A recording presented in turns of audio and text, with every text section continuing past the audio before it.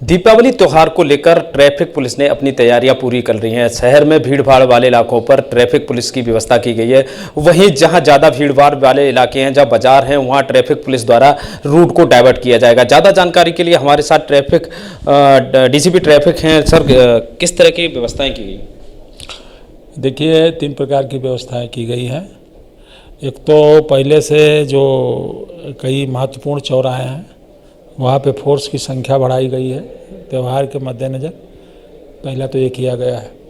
दूसरा, कुछ ऐसे पॉइंट हैं जिन पे सामान्य रूप से स्थिति ठीक रहती है, लेकिन दीपावली पर्व के अवसर पर जो है वहाँ भीड़ भाड़ बहुत बढ़ जाती है।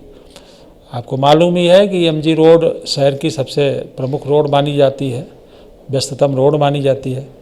तो उस पर करीब करीब महत्वपूर्ण पॉइंट्स पे ड्यूटियां हैं, लेकिन दीपावली में भीड़ भाड़ के दृष्टिगत आज से लेके 14 तक, यानी ये यम द्वितीया तक, भैया दूज जिसको कहते हैं हमारे यहाँ, वो तब तक वहाँ पे विशेष रूप से ये हमारा स्पीड कलर लैंप जो तिराहा है, यहाँ से लेके दीवानी चौराहे के बीच में एक तो मोबाइल पार्टियाँ लगाई गई हैं और कई फिक्स बिंदुओं पे भी ड्यूटी बढ़ाई गई है।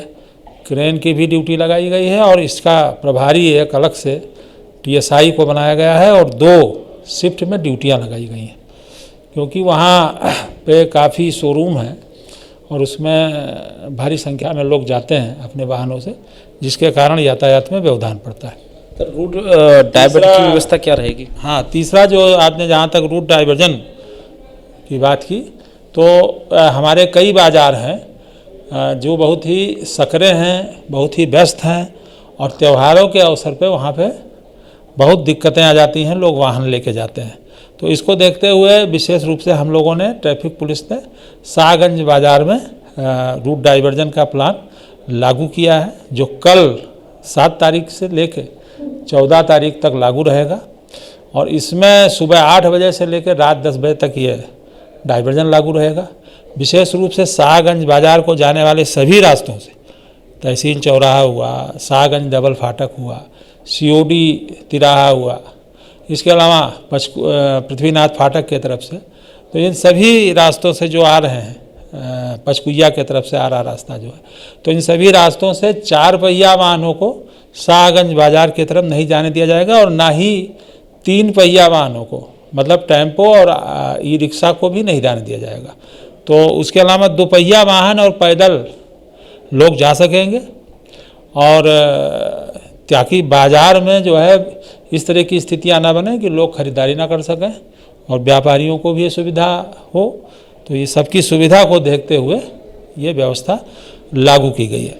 इसके अलावा सिविल पुलिस द्वारा संबंधित जो हमारे थाने हैं, उनके द्वारा अपने अपने बाज़ारों में भी अलग से त्योहारों के दृष्टिगत फोर्स लगाई गई है और जहां उनको आवश्यकता लगेगी वहां पे वो वाहनों का संचालन प्रतिबंधित करेंगे, निषिद्ध करेंगे। तो इस प्रकार की हमारी व्यवस्था दीपावली त्यौहार को लेके है। सर, दीपावली के तुरंत बाद ही भाई दूज है।